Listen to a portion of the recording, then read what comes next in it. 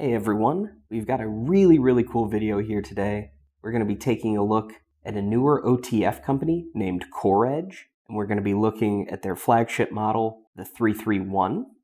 Now, you can actually see on the box here kind of a glossy silhouette of it, which is really neat. So, a little bit about CoreEdge. They are, like I said, pretty new. I know they first started really coming about. I saw them at Blade Show back in 2023. They are veteran owned, and it started as just a two-man crew. And to quote them, designing, machining, heat treating, grinding, sharpening, and assembly are all done in-house in their factories in Arkansas. So that's really cool. If you want to read even more about them, I highly recommend checking out their website. But in my hand, as you can see, as I said, is their 331. They have a few different handle finishes. You'll notice this one looks really neat. They're calling it their Pulsar. According to them, it is their most popular handle variant. And I can totally understand why. If you're somebody who likes to have a worry coin or something to kind of fidget with, the texture on this thing is out of bounds. Because it is pretty deep machining, and I'll try and get some close-up footage of it.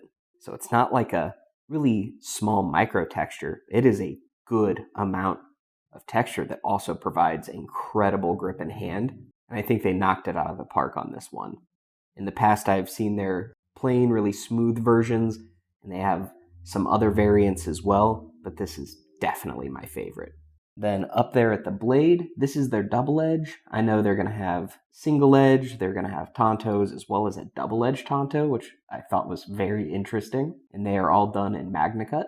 As of now, I think all of the blade finishes are going to be pretty similar, which is a blasted finish and then kind of like a two-tone look with a satin finish on those flats. But I'm sure over time they might offer some different finishes as well. And speaking of which, here is what their black anodization looks like. These are aluminum handles, and I've seen on a couple of their versions they've even been doing some cool reds. So I'm excited to see even more colors come out. That blue just looks so good. I just love how it catches the light, especially in that pulsar pattern. And while I have these here on the back, you can see those pocket clips. It is a really nice, super deep carry pocket clip. It is not reversible, so it is set up for right-hand carry because the milling of how it fits in to the bottom down there, that would not allow it to be switched over, but it will ensure that that clip really doesn't wiggle at all. And then one of the really cool things that you might have noticed is that there really aren't any screws. This is actually dovetailed together in a really aesthetically pleasing way. That just looks so clean. The no screw construction might not matter to everybody, but I think it is really cool and really unique to see on an OTF. So I just want to give them some kudos there. And since they are a newer company, I also am going to go over some additional minor things that some people might not care about, but others might be super interested in. When it's closed, you can see that the blade is fully sitting flush right in the center. It doesn't drift off to either side. And then when it's deployed, you get very minimal blade play. Try and bring that close to the mic there. Yeah, it does have a little bit, but drastically better than a lot of OTFs that I felt out there. So for a new company, I'm again very impressed by it. And I'm not just blowing smoke.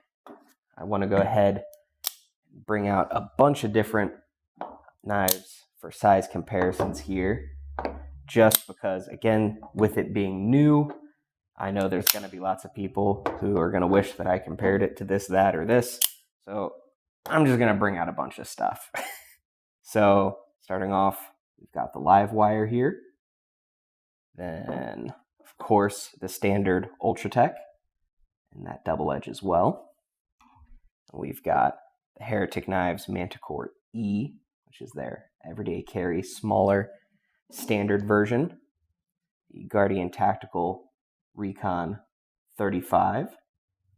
And then, last but not least, the full-size Benchmade Claymore OTF. And that one's a little bit of an oddball out. It's sitting a little bit longer. Next, I wanted to go ahead and grab a ruler here just so we can see some exact measurements. So when you're looking at that blade, that is right about a 3.5-inch blade, with I'd say 3.25 of cutting edge. And then the overall length is right about 8.25.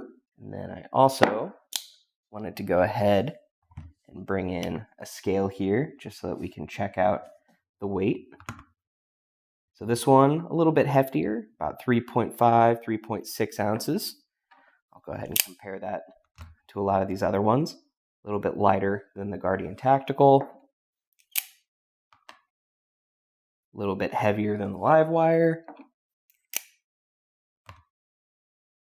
Little tad heavier than the Ultratech. And a little bit lighter than the Manticore. So that covers pretty much everything. Now I'm just going to be kind of showing and comparing the sides here so that you can see the slide switch, because that's whenever you're dealing with an OTF, that's the other kind of unique thing. So I'll try and get some up close shots comparing a lot of these slide switches. So on the Guardian here, you can see that the overall slide distance is a bit shorter than the Core Edge here. Let's see. Difficulty, it's really not hard to open at all. I would say it's easier than a standard Ultratech, but I wouldn't say it's quite as easy as their new dual fuels. Pretty comparable though to the Livewire, I'd say. And then, of course, this one's on the side, so a little bit different, but again, just to show you there. So this has really blown me away for a new knife company to be daring enough to tackle and out the front. That's insane. So I really got to just tip my hat to the guys over at Core Edge, because it's kind of a bold move starting, like I said, with and out the front, but they really nailed it. So thanks for sticking with me. If you have any other questions about things that I might have missed, don't be afraid to ask them in the comment section below. If you want to pick one of these up or just read even more about them, there are links in the description box that'll take you on over to GPKNIVES.com. But before you head on over, don't forget to like and subscribe. Let me know your opinion on the Core Edge here, and stay sharp.